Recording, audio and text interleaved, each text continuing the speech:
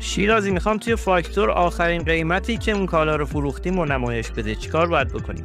اول باید بیاین توی تنظیمات و در قسمت تنظیمات نرم افزار از سمت چپ زیر مجموعه فاکتور مالی رو انتخاب کنید. بعد یه مقدار که بیاد پایین‌تر گزینه‌ای داریم به عنوان امکان انتخاب فی در فاکتور. این رو روی فاکتور فروش قرار میدید. از این لیست کشویی قیمت کالا از قیمت فروش بیاید رو انتخاب می‌کنید. و برای اینکه هر کالایی رو با هر قیمتی فروختیم آخرین قیمت فروشی که برای اون کالا ثبت شده رو بیاره توی فاکتور، باید تیک قیمت به روز ثانی شود رو هم فعال کنید. در اینجا چه اتفاقی میفته؟ شما هر فاکتوری که برای هر کالا بزنید و هر قیمتی رو که در ستون قیمت فروش وارد کنید، نرم افزار میاد اون قیمت فروشی که در فاکتور وارد کردید رو در ستون قیمت فروش اون کالا به روز رسانی میکنه.